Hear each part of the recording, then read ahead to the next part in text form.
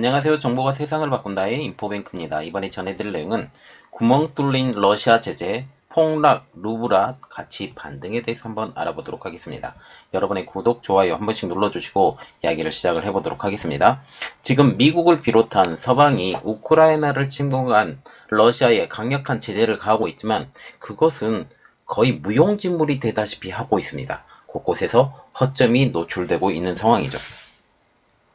지금 러시아산 원유를 50% 미만 비율로 섞은 석유 제품을 마치 다른 상표인 것처럼 판매하는 방식으로 제재를 피하는 것이 대표적이라는 거죠. 우리가 눈여겨봐야 될 것은 여기 원유라는 사실입니다.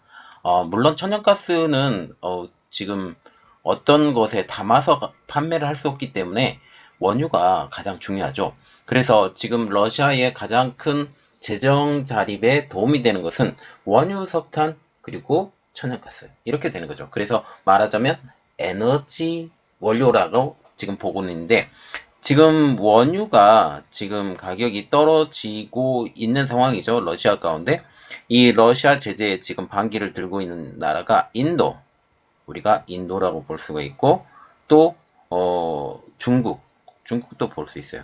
지금 현재 북한도 지금 여기에 끼어드는 것처럼 보이고 있다는 사실이죠. 자, 그래서 지금 원유를 러시아산 에너지에 의존하는 나라들이 굉장히 많기 때문에 이것의 제재가 굉장히 쉽지 않은 상황이에요. 그리고 특별히 이번에 원유도 마찬가지고 천연가스도 원유라고 하는 오일이라고 하는 원유도 마찬가지고 천연가스도 마찬가지고 러시아산 그 가격이 떨어지고 있어요. 떨어지고 있기 때문에 러시아산 원유와 다른 나라 원유를 이렇게 합치게 되면 가격이 하락하는 원인이 되는 거죠. 개전 직후 서방이 금융제재를 시작하자 가치가 폭락했었던 러시아 화폐인 루브라의 가치도 지금 점차적으로 올라서 전쟁 이전 수준까지 반등하면서 에너지 식량 대국인 러시아를 겨냥한 제재의 실효성에 회의론까지 들기 시작을 합니다. 이렇듯 경제 제재가 사실상 지금 실패함에 따라서 전쟁의 장기화도 예정되었다라는 거죠. 이 장기화에 대해서는 조금 할 얘기가 많아요. 왜냐하면 지금 현재 어떤 면에서는 러시아의 이러한 석탄, 석유, 그리고 천연가스 이러한 것을 판매를 해주게 뒷구멍으로 만들어준다라는 것은 저 개인적인 생각이에요. 왜 그렇게 하냐면 저 개인적인 의견이니까 여러분들이 그것을 100% 믿을 필요는 없지만 러시아가 지금 전쟁이 끝난 다음에 그들이 가지고 있는 돈이 없어야 돼요. 그들이 가지고 있는 돈이 없어야 되고 그들이 가지고 있는 것들을 완전히 깔아뭉개게 하기 위해서는 러시아가 완전히 이 전쟁에 대해서 손을 들게 만들어야 되는데 그 전쟁을 계속적으로 유지시키고 하게 되면서 나중에 전쟁 배상금까지 받아야 되는데 이 전쟁 배상금을 받게 되는 나라들이 지금 무기를 지원하는 나라들이 나중에 전쟁 배상금까지 받을 수 있는 상황까지 만들어져요. 그리고 이 러시아라는 나라가 쪼개질 가능성도 대두가 될 수 있다라는 그런 측면까지 우리가 생각을 하게 된다면 체첸과 같은 경우도 쪼개질 가능성이 있고 아제르바이잔 이렇게 쪼개질 가능성이 있고 조지아도 지금 점령을 했었는데 조지아도 지금 쪼개질 가능성이 생기고 이러한 여러 가지 측면이 우리가 볼 수가 있죠. 그리고 특별히 그 시리아에 많은 지분을 갖고 있어요. 군사적 지분을 갖고 있는데 시리아의 군사적 지분을 갖고 있는 이 러시아가 그 군사적 지분을 계속 갖고 있으면 이스라엘까지 위협을 받게 되는 상황. 이번에 그 우크라이나 사태가 벌어지면서 우크라이나 내에 많은 유대인들이 지금 이스라엘로 다시 돌아가고 있는 상황까지 우리가 생각을 한다면 이스라엘 입장과 미국 입장에서도 이 시리아에 있는 러시아 군대의 지분을 줄여야 될 필요가 분명히 생긴다라는 측면에서 이것을 완전히 깨부시고 좀 더 장기적으로 해서 결국은 이들이 그 반도체도 못 받고 되면서 무기도 더 만들어내지 못하는 상황까지 만들어내는 한계치까지 밀어붙이는 이러한 것을 지금 미국이 획책하고 있다라고까지 생각을 하게 되죠. 자, 그러면 지금 이번 주제만 좀 깊이 들어갈게요. 첫 번째로 볼 내용은 구멍 뚫린 러시아 제재입니다. 실질적으로 러시아 제재가 그렇게 완벽하지 않아요. 굉장히 느슨한데 이것이 뚫렸다라는 것을 일단 볼게요. 러시아 제재에 구멍이 뚫리고 있다라는 소식이 들리고 있습니다. 블룸버그 통신에 따르면 유럽 최대 석유 회사인 쉘, 이 쉘이라는 회사가 네덜란드 기업이에요. 네덜란드 기업인 쉘이 다른 나라산 원유 50.01%에 러시아산 원유 49.99%, 말하자면 50%가 안 되는 러시아산 원유를 섞어서 지금 석유 제품을 유럽 시장에 판매하고 있다라는 소식이 들리고 있습니다. 이렇게 판매하는 석유 제품은 러시아산 혼입 비율이 50% 미만이기 때문에 러시아산이라고 말할 수가 없어요. 예, 러시아산이라고 100% 말할 수 없기 때문에 형식적으로서는 러시아산 제품이 아니라는 이유로 서방의 제재를 피할 수 있게 되는 거죠. 러시아가 현재 상대적으로 아까도 언급했다시피 저렴하게 지금 러시아산 원유를 강제적으로 사지 말아라고 지금 얘기를 하고 있기 때문에 유혹을 해야 돼요. 다른 나라에게 유혹을 해야 되기 때문에 우리 원유와 천연가스를 사게 되면 더 저렴한 가격으로 너희들에게 공급해 주겠다라고 지금 계속적으로 이야기를 하고 있기 때문에 러시아산 원유 자체가 일반 시중에서 판매하고 있는 원유 가격의 한 30% 가격 정도 저렴한 것으로 알려지고 있고, 지금 원유 가격이 상승함에 따라서 지금 러시아는 이렇게 좀 더 싸게 팔더라도 이전과 비교해서 가격이 그렇게 많이 차이 나지 않는다까지 일단 생각을 하면 됩니다. 그래서 이 러시아산 원유가 상대적으로 저렴하기 때문에 가격 경쟁력이 생길 수밖에 없어요. 절반가량이 들어가기 때문에. 이런 제품을 석유 거래업자들은 보통 라트비안 블란드, 말하자면 블렌드가 섞다라는 뜻을 가지고 있는 단어잖아요. 그래서 라트비안에서 섞는 석유, 이렇게 보시면 됩니다. 러시아의 대표적 석유 수출항인 프리모르스크에서 출발한 선박이 대형 석유 저장 시설이 있는 라트비아의 벤스필드 항에 도착한 이후 여기 하약하고 이곳에서 혼합 작업이 이루어지기 때문이죠. 특히 프리모르스크와 같은 경우는 러시아의 어디 지역이냐면 생페테르부르크라고 불리는, 지금 옛날에 레닌그라드 아시죠? 레닌그라드 주가 있거든요. 그 주의 작은 도시입니다. 핀란드하고 굉장히 붙어 있어요. 핀란드에서 붙어 있는 이 프리모르스크에서 여기 라트비아가 지금 현재 그 발트 3국이죠. 발트 3국 중에 하나인 라트비아로 지금 해서 여기서 하역한 후에 혼합 작업이 이루어진다라는 거죠. 러시아산 원유를 다른 나라산과 섞는 작업은 종종 이전에는 네덜란드의 석유터미널, 일단 쉘이 네덜란드에 있기 때문에 네덜란드의 석유터미널이나 이런 공해상에서 이루어지긴 했지만 석유상들이 이렇게 만들어진 석유 제품들을 통칭해서 라트비안 블란트라고 지금 부르기도 하죠. 이런 사례는 이번이 처음이 아닙니다. 쉘과 같은 거대 메이저 석유 회사들이 과거 서방의 제재 대상이었던 이란, 그리고 여전히 제재 대상이죠. 이란, 베네수엘라 원유를 다른 나라 원유와 섞어서 판매할 때는 말레이시안 블렌드, 그리고 싱가포르 블렌드라고 부르기도 했죠. 그래서 이것 같은 경우는 말레이시아에 섞는다, 싱가포르에 섞는다 라고 보시면 되겠습니다. 이렇듯 서방의 제재를 받는 산유국들의 생산 물량을 우회해서 판매하기 위한 이런 수법들은 법적으로는 전혀 문제가 되지 않아요. 왜냐하면 50% 이상이 아니기 때문에 러시아산 석유라고 부를 수도 없고 이란산 석유라고 부를 수 없고 베네수엘라 석유라고도 부를 수 없지만, 그래서 문제가 되지는 않지만 윤리적으로는 지탄을 받게 됩니다. 지금 현재 러시아라는 나라가 우크라이나를 쳐들어가서 이렇게 했기 때문에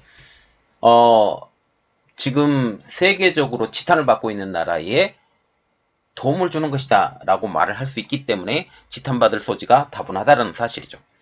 지난달 우크라이나 외교부는 쉘의 트레이더가 대폭 할인된 가격으로 러시아 우랄산 원유를 구매한 사실을 파악을 하고 거세게 항의합니다. 이것에 대해서 쉘이 공식적으로 사과하는 일까지 발생을 했죠. 워싱턴 포스트는 유럽과 러시아 간 에너지 거래는 서방의 제재 발효 이후에도 암암리에 이루어지고 있고, 그리고 우크라이나 전쟁 발발 이후 유럽은 380억 달러, 약 47조 원에 달하는 러시아산 에너지를 구매했다라고까지 보도를 하고 있습니다. 이 중 30%가량은 우크라이나를 가로지르는 파이프라인을 통해서 독일, 오스트리아, 이탈리아 등에 유통이 되었는데 우크라이나는 이를 건들지도 않았어요.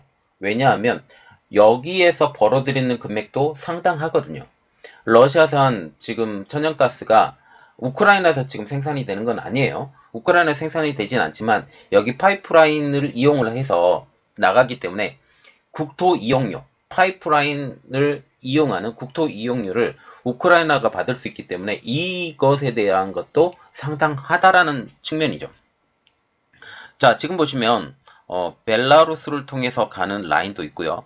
여기 보시면 여기에 우크라이나가 여기 있잖아요.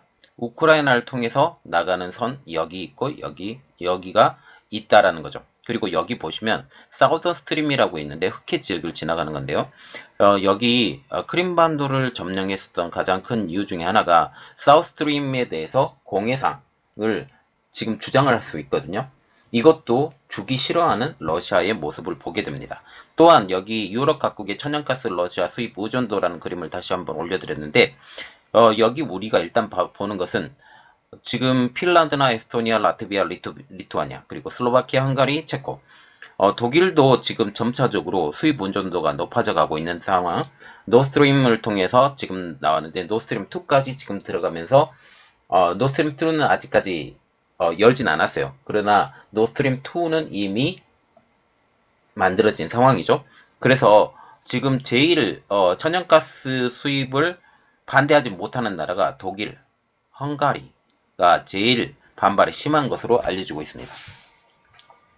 그리고 이번에 또 알아볼 내용은 루브라가 가치가 굉장히 폭락했잖아요. 초기에 폭락해서 지금 러시아 사람들이 외국에 가서도 가치를 인정받지 못한다라는 소리가 나왔는데 이번에 폭락했던 루브라 가치가 반등했다라는 소식이 들리고 있습니다.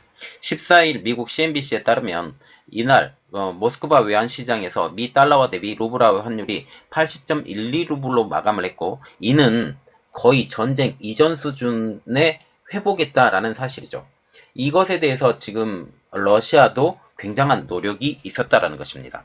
우크라이나 침공 이후 루브라 가치는 서방의 일련의 제재로 인해서 한때 사상 최저인 달러당 121.5루블까지 떨어진 바가 있습니다. 블룸버그는 러시아의 에너지 수출이 루블 가치를 떠받치는 한 러시아 정부와 올리가르 신흥재벌에 대한 서방의 제재와 서방 기업의 연이은 러시아 행보가 러시아 경제에 미친 영향력은 크지 않을 것으로 진단하고 있어요. 결국은 지금 아까 말한 것처럼 러시아의 에너지 자체를 수입에다가 혼합해서 유럽에서 판매하는 일들이 끊어지지 않는 한 그리고 파이프라인 자체가 완전히 잠겨지지 않는 한 러시아 경제는 계속적으로 유지가 될 것이다 라고 지금 말을 하고 있죠.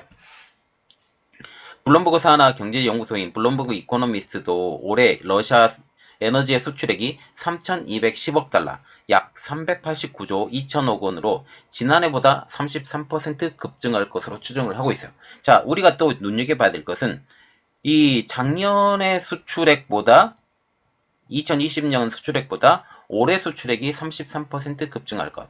지금 러시아와 우크라이나 사태 때문에 좀 더 줄어들 것이라고 예상되었던 에너지 수출이 오히려 늘어버린다는 사실을 우리가 예상을 할 수 있습니다. 이러한 막대한 에너지 수출은 러시아의 경상수지 흑자로 이어지고 이는 또한 루브라 가치 상승을 기여할 수 있어요. 이러한 것들 때문에 개전 초기에 폭락했던 루브라의 가치 반등은 서방의 제재가 기대만큼 큰 효과를 보지 못하고 있다는 반증까지 되게 되는 거죠. 쉘 등 지금 석유 회사들이 상표거래 방식으로 여전히 러시아산 원유를 유통하고 있는 데다가 중국, 인도와 같은 이 나라들이 서방의 제재에 동참하지 않고 있기 때문입니다. 특별히 이번 러시아 사태를 보면서 지금 우리는 명확하게 해야 될 게 딱 하나가 있는데 우리가 미국 편에 붙을 것인지 아니면 러시아, 중국 편에 붙을 것인지에 대해서 명확하게 지금 나타났다는 거죠. 우리나라는 중립 노선을 지키고 있지만 기본적으로 미국의 영향력 안에 있는 나라로 모두 다 인정을 해요. 그런데 지금 현재 이 나라가 문제죠. 인도가 문제입니다. 지금 인도가 왜 문제냐? 지금 인도가 미국의 미국이 제재를 가하고 있는데 인도는 지금 쿼드에 들어가 있는 나라죠. 쿼드와 같은 경우는 호주, 일본, 인도, 미국이죠. 아시아 태평양 인도양 그 제재, 특히 중국이 뻗어나오게 하지 못하는 나라 중에 중요한 나라가 하나가 있는데 인도예요. 인도가 지금 미국의 제재에 영향력을 들어가지 못하는 가장 큰 이유 중에 하나가 인도가 지금 운영하는 무기 체제 자체가 러시아산 무기가 상당히 많다라는 거죠. 그리고 러시아와 매년 국방부 장관이 만나는 이러한 일들이 있어요. 그래서 이것을 통해서 우리나라 그 자주포가 인도에 늦게 들어갔던 가장 큰 이유 중에 하나가 러시아라는 나라에서 반발을 했기 때문입니다. 이러한 것들 때문에 지금 러시아와 지금 인도와 이런 조인트 역할이 굉장히 심하다. 그리고 이번에 터키가 원래는 친러였거든요. 친러였음에도 불구하고 물론 지금도 눈치를 보고 있어요. 친러임에도 불구하고 지금 흑해를 연결해주는 지중해에서 흑해를 연결해주는 그 해협 자체를 완전히 봉쇄해 놓은 상황. 이러한 상황이기 때문에 터키도 이번 사태를 통해서 다시 친미 쪽으로 돌아가고 있는 이러한 상황을 보게 됩니다. 그럼에도 불구하고 인도는 다시 고개를 쳐들고 있는 상황까지 우리가 볼 수 있게 되는 거죠. 또한 제재에 동참한다고 하면서 러시아 사업 철수를 선언한 서방 기업 중 일부가 이러한 저러한 이유를 통해 내세우면서 지금 러시아 사업을 계속하는 것도 제재의 효과를 반감시키는 요인입니다. 서방에서 어떤 중요한 제품들이 러시아로 들어가지 못하게 된다면 러시아는 그것을 구매하기 위해서 굉장히 많은 재원이 필요해요. 그런데 그런 일들이 벌어지지 않고 있는 상황이죠. 그래서 이 제재는 영향력이 점점 더 떨어진다라고 보시면 되겠습니다. 월스트리트저널은 많은 글로벌 소비재 기업들이 일부 생활 필수품을 제외하고 러시아에서 판매를 중단하겠다고 선언을 했지만 생필품으로 보기 어려운 제품들이 여전히 팔리고 있다는 보도입니다. 그 대표적인 제품들이 지금 레이의 감자칩, 질레트의 면도기, 에어윅의 실내용 방향제, 자동차용 방향제도 여기에 속하죠. 지금 보시면 지금 이게 감자칩이에요. 감자칩이 필수 제품이 아니잖아요. 그리고 면도기도 필수 제품이 어쩌면 보면 아니에요. 그리고 방향제와 같은 경우도 필수 제품들이 아니죠. 그런데 여전히 러시아에서 이 모든 것들이 판매가 되고 있다는 사실입니다. 이렇듯 레이와 질레트, 에어윅은 각 분야 세계 선두권을 달리는 기업들이라고 월스트리트저널은 전하고 있습니다. 유니레버, P&G와 같은 생활용품 업체들도 러시아에서 사업을 지속하고 있죠. 이들 기업은 기저귀, 우유와 같은 품목이 러시아인의 일용품이라는 이유를 내세웠습니다. 우유와 같은 경우는 조금 일용품이라고 생각을 어떤 면에서는 할 수 있어요. 기저귀도 마찬가지죠. 그러나 100%는 아니라는 사실입니다. 미국 미시간대 파울로 파스콰리엘 재무부 교수는 월스트리트저널에 이렇게 말을 하고 있습니다. 막연한 제재에 직면한 기업들이 러시아 파트너들과의 사업관계 유지의 이익과 사업 지속에 따른 평판 손실에 대한 것에 대해서 주판화를 튕기고 있다라고 언급을 했죠. 그는 의학적으로 직접 도움이 되지 않는 제품을 필수제라는 이름을 붙이는 것은 결국 그들이 겪을 평판 손상을 줄여보려는 시도라고 꼬집었어요. 지금 현재 아까 말했다시피 기저귀, 그리고 질레트의 면도기, 레이의 감자칩, 뭐 이런 것들이 필수제라고 그냥 우겨요. 그런데 실제로 필수제가 아니죠. 그러면서 우리가 필수제를 파는데 너희들이 무슨 소리를 하느냐라고 말을 하는데 그건 아니죠. 최근 네슬레와 펩시의 일부 직원은 회사가 러시아에서 사업을 계속하는 것에 대해서 반발을 해서 자진 퇴사를 하는 인원들이 나오는 것으로 로이터 통신은 전하고 있습니다. 자, 지금 보시면 이 이야기와 더불어서 지금 하나를 더 해드려야 되는 것들이 있는데 그게 뭐냐면 러시아와 우크라이나 전쟁이 예상외로 길어질 것이다. 아마 6개월 이상에서 1년 정도 더 길어질 것이다 라는 말이 나오고 있는데 이것이 이것에 대해서는 제가 따로 떨어뜨려서 한번 얘기를 해드리겠습니다. 이 내용하고 지금 연관된 내용이기 때문에 이것을 하려고 했었지만 너무 이런 녹음 시간이 길어지는 바람에 이 내용은 따로 떨어뜨려서 얘기를 해드릴게요. 이번 내용은 여기까지 하겠고요. 저희 내용이 여러분들에게 도움이 되셨다고 생각을 하시면 구독, 좋아요, 그리고 알람 설정까지 부탁드리겠습니다. 감사합니다.